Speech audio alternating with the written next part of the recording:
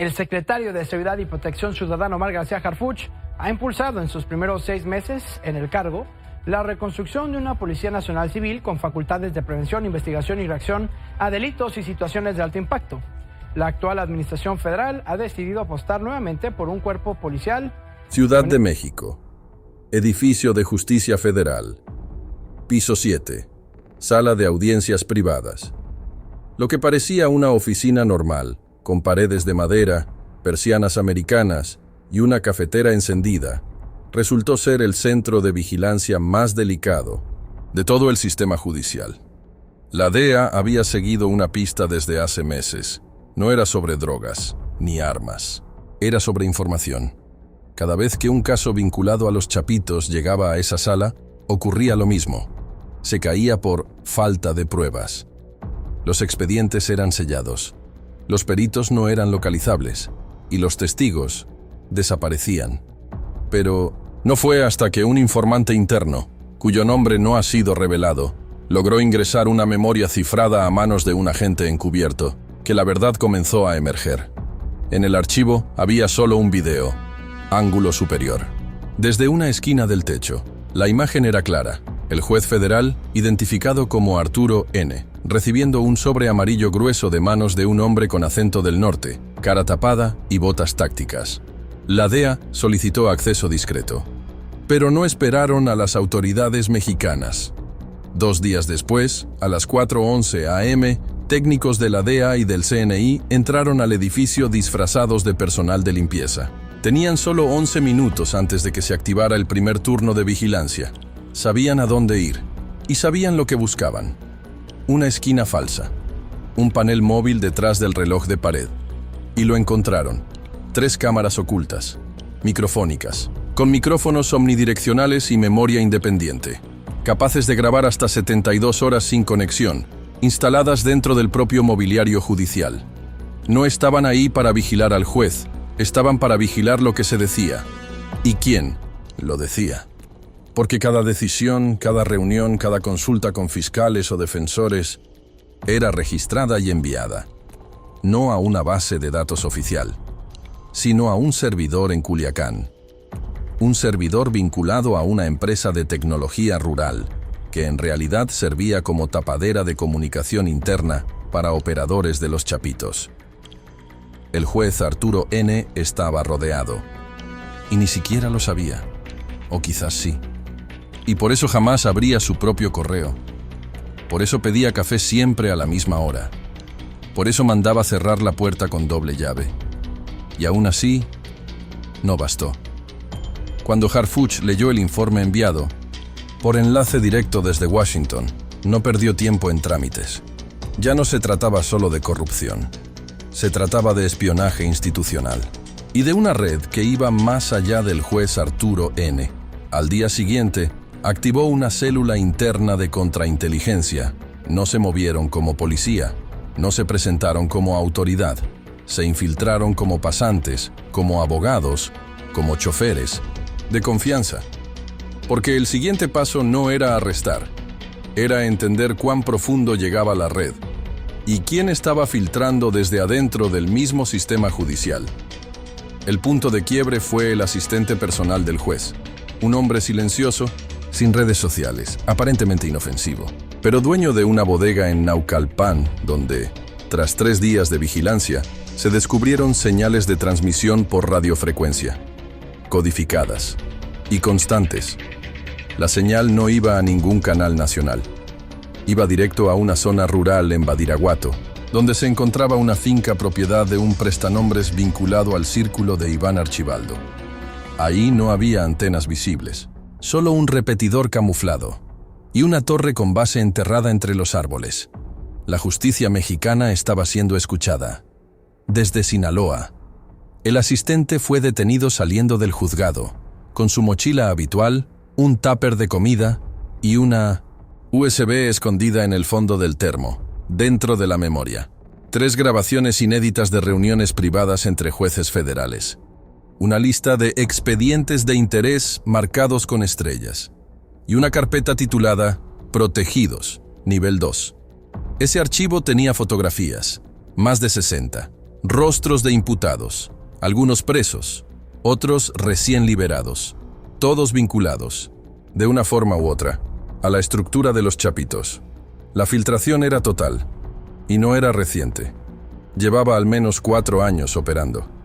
Silenciosa, precisa y camuflada en el sistema judicial más alto del país. La filtración era más profunda de lo que cualquiera esperaba. No era solo el juez Arturo N., ni su asistente. Había alguien más, arriba, mucho más arriba. Los archivos recuperados de la USB mostraban comunicaciones cifradas entre el Nito, asistente detenido, y otro contacto identificado solo como Hermes 5. Las IP rastreadas ubicaron parte del tráfico de datos dentro de las redes internas del Consejo de la Judicatura Federal. Eso encendió todas las alarmas. No solo había un infiltrado más, había un operador encubierto con acceso a nombramientos, rotaciones de jueces y asignación de expedientes sensibles. La DEA exigió acciones inmediatas, pero Harfuch, firme, pidió una ventana de 72 horas. Sabía que si se movían con prisa, la red se enterraría para siempre. Y los peces gordos, esos que no usan botas ni radios, volverían a desaparecer tras el blindaje institucional. Activó entonces la Operación Muro Interno, una redada quirúrgica con agentes seleccionados por fuera de la cadena normal. Nadie con rango, nadie con uniforme, nadie con historial público. El objetivo: el edificio central del Consejo de la Judicatura, en la Colonia del Valle. Horario: 4:19 am, día sábado. Entrada: por el sótano de mantenimiento. Duración estimada: 9 minutos. Tolerancia de error: 0. Durante la redada no hubo un solo disparo, pero sí hubo silencio absoluto. En la oficina 717, oculta tras un falso archivo de expedientes, encontraron una caja fuerte anclada dentro del muro.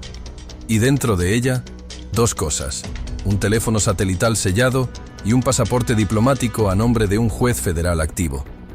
Nombre que no puedo mencionar, pero que aparece al menos en 4 resoluciones, favorables a operadores del cártel de Sinaloa en los últimos 3 años.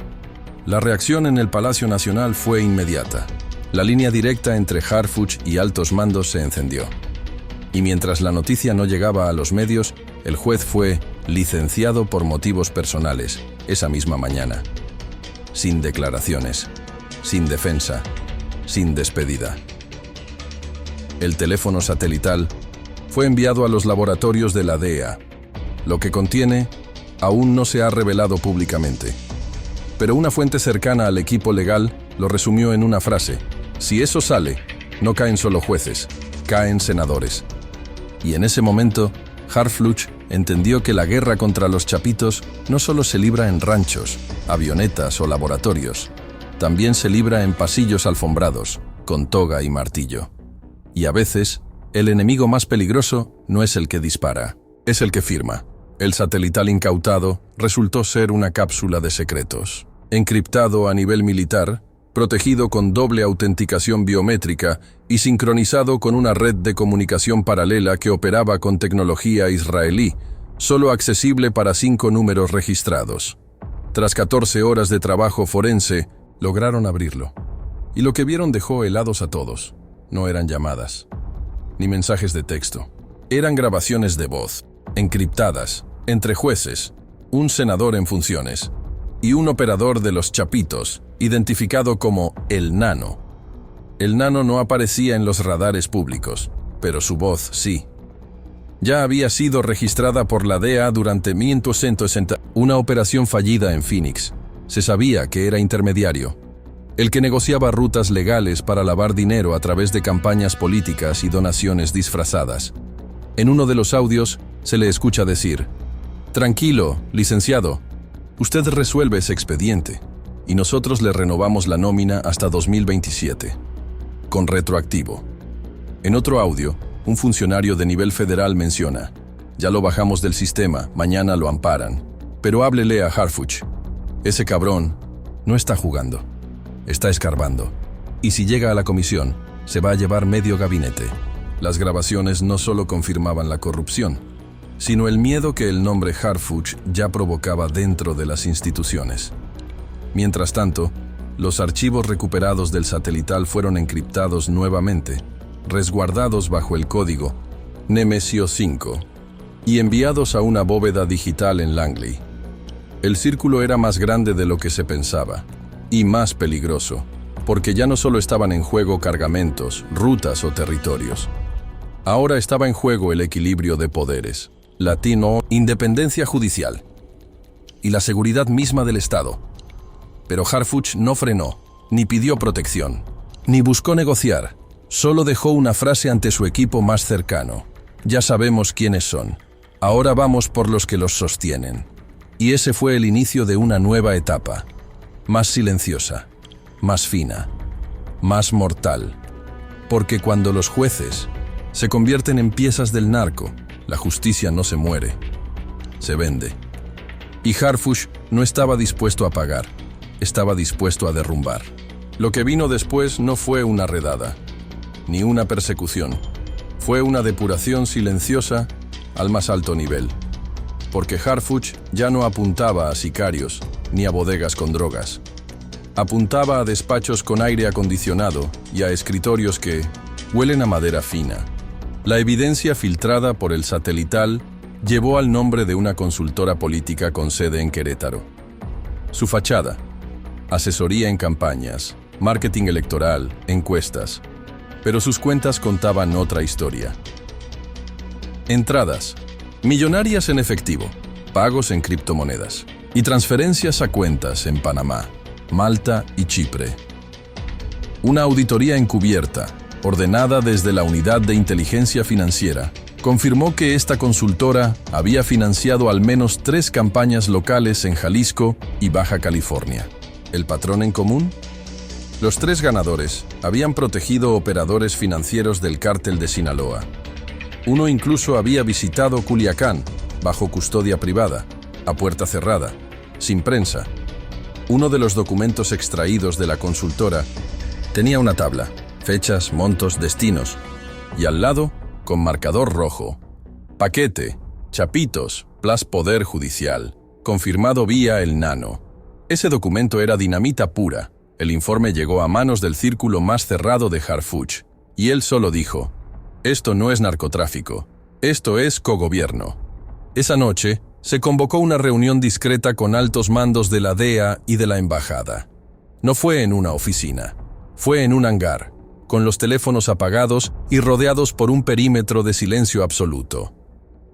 Ahí, Harfuch les mostró todo: cada audio, cada cuenta, cada nombre, y al final dejó una pregunta: ¿están listos para hacer esto público? ¿O prefieren seguir jugando a que la justicia está intacta? La respuesta fue silencio. Silencio diplomático. Silencio con miedo. Porque sabían que si ese informe se filtraba, no solo temblaría el CNG, temblarían gobernadores, partidos y hasta estructuras internacionales. Desde entonces, Harfuch guarda 2 carpetas, una que entrega y otra que espera. Porque no todo se revela, pero todo se anota, y en esa lista ya no solo hay narcos. También hay ministros, senadores y políticos que juraron combatir lo que en realidad financiaban. Porque el verdadero poder no se esconde en un fusil ni en un laboratorio. Se esconde en una firma, en un voto, en una toga o en una llamada que jamás queda registrada. La serie de hallazgos que comenzaron con unas cámaras ocultas en la oficina de un juez terminaron revelando lo impensable: la existencia de un pacto federal narco, un acuerdo tácito, invisible, pero perfectamente aceitado entre estructuras del poder político, judicial y financiero con las facciones más poderosas del crimen organizado mexicano. No era solo protección, era colaboración activa, era financiamiento electoral, era nombramientos a medida, era legislación hecha a conveniencia. Las pruebas estaban en discos duros, grabaciones, criptomonedas rastreadas y firmas de documentos intervenidos por la Inteligencia Nacional. Una reunión en Los Cabos, una transferencia desde Mazatlán, un operador financiero disfrazado de asesor legislativo. Todo estaba documentado. Y Harfuch, consciente del tamaño del monstruo, decidió mover ficha. No fue a la prensa, no fue a las redes, fue directamente al círculo presidencial, con una maleta. Y una advertencia: si yo me caigo, esto sale. Desde entonces, la presión bajó. La seguridad aumentó. Pero Harfuch entendió algo claro. La guerra ya no se libra en las calles, ni en las narcofosas. Se libra en los pasillos del poder. Y contra enemigos que no usan fusil, sino corbata. El expediente se codificó. Se guardó bajo el nombre clave: Cámara Oscura. Y solo 5 personas tienen acceso. El resto del país solo verá las consecuencias. Detenciones silenciosas, renuncias disfrazadas y pactos que comienzan a romperse, cuando la verdad empieza a doler más que las balas.